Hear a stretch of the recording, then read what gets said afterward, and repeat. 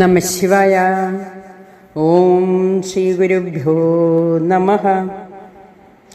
ജഗത് ജനനി മാതാ അമൃതാനന്ദമയി ദേവി. ഈ പ്രപഞ്ചത്തിന് ഒരു വ്യവസ്ഥയുണ്ട്.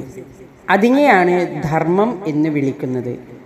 ധർമ്മ സംസ്ഥാപനാർത്ഥായ സംഭവാമി യുഗേ യുഗേ. ധർമ്മ സംസ്ഥാപനത്തിനായി യുഗയുഗങ്ങളിൽ സംഭവിക്കുന്നു, ഞാൻ യുഗയുഗങ്ങളിൽ സംഭവിക്കുന്നു, ആവിർഭവിക്കുന്നു എന്ന് ഭഗവത്ഗീത പറയുന്നു. ഞാൻ എന്നത് പ്രപഞ്ചശക്തി, പരബ്രഹ്മം, പരമാത്മാവ്.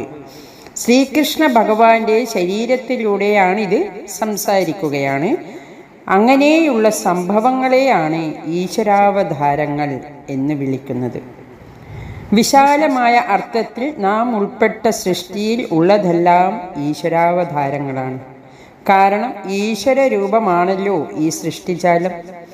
ഈശാവാസ്യമിതം സർവം. സർവഭൂതങ്ങളും ഈശ്വരൻ്റെ സ്പന്ദനങ്ങൾ മാത്രം.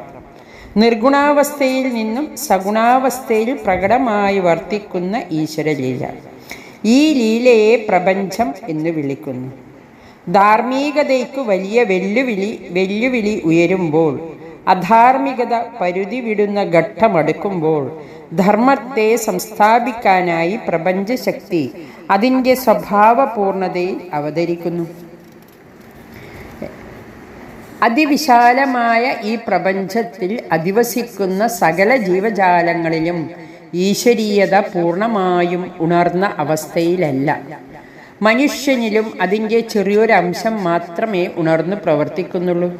എന്നാൽ അതിനെ പൂർണ്ണമായും ഉണർത്താനുള്ള സാധ്യത മനുഷ്യനിൽ അന്തർലീനമാണ്. ഉണർന്നാൽ മനുഷ്യൻ ഈശ്വരനായി. ഉണർത്തേണ്ടതെങ്ങനെ എന്നറിയണം. ആ വിദ്യയാണ് ആധ്യാത്മിക വിദ്യ. അറിവില്ലാത്ത മനുഷ്യനെ അത് അഭ്യസിപ്പിക്കുവാൻ അറിഞ്ഞ ഗുരു വേണം. ആരാണ് അങ്ങനെയുള്ള ജ്ഞാനികൾ? മഹാത്മാക്കൾ. തൻ്റെ ജീവചൈതന്യത്തിലെ പരമാത്മാ തലത്തെ പൂർണ്ണമായും ഉണർത്തിയ മനുഷ്യർ. താൻ പരിമിതമായ ശരീരമല്ല, അപരിമിതമായ ചൈതന്യമാണ് എന്ന ബോധം പൂർണ്ണമായും ഉണർന്ന അനുഭവജ്ഞാനത്തിൽ വർത്തിക്കുന്ന സദ്ഗുരുക്കന്മാർ. ഈശ്വരഭാവത്തിൽ ഇരിക്കുന്ന ധർമ്മ വിഗ്രഹങ്ങളാണ് അവർ. ഇവിടെയാണ് അമ്മയുടെ പ്രസക്തി. അമ്മ മഹാത്മാവാണ്, അവതാരവുമാണ്. മനുഷ്യനായി പിറന്ന് ഉള്ളിലെ ഈശ്വരീയതയെ ഉണർത്തി ഒരുവനു മഹാത്മാവായി തീരാം. ഈശ്വരൻ അതിൻ്റെ ശക്തി പൂർണ്ണതയിൽ മനുഷ്യരൂപം പൂണ്ട് ഭൂതലത്തിൽ ആവിർഭവിക്കുന്നു. അങ്ങനെയുള്ള മനുഷ്യരും മഹാത്മാക്കൾ തന്നെ. മനുഷ്യൻ ഈശ്വരതലത്തിലേക്ക് ഉയരുന്നു. ഈശ്വരൻ മനുഷ്യതലത്തിൽ പ്രത്യക്ഷമാകുന്നു. രണ്ടായാലും ഭാവം ഒന്നു തന്നെ, ഈശ്വരൻ തന്നെ.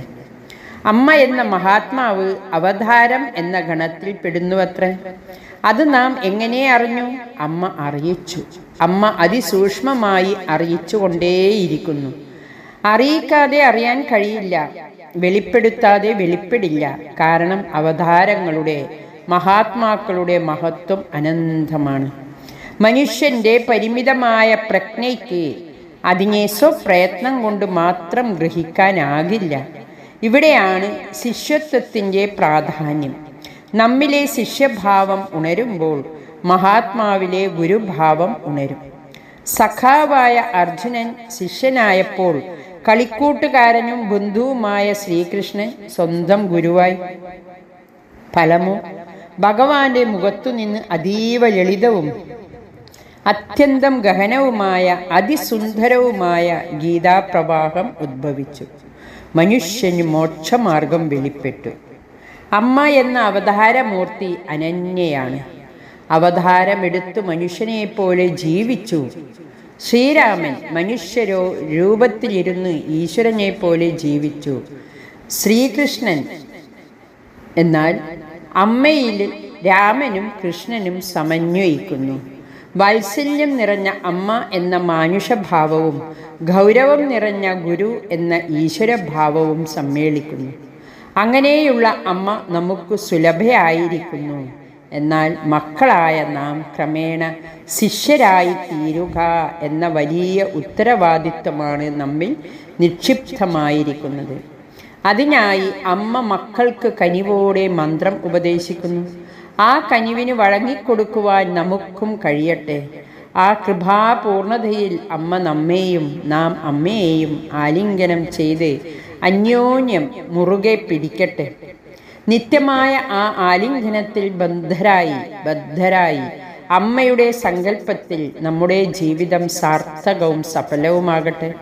ഒപ്പം ധർമ്മ സംസ്ഥാപനത്തിൽ നമ്മളും അണ്ണാരക്കണ്ണന്മാരെ പോലെ പങ്കാളികളാവട്ടെ. ഹരി ഓം നമഃ ശിവായ.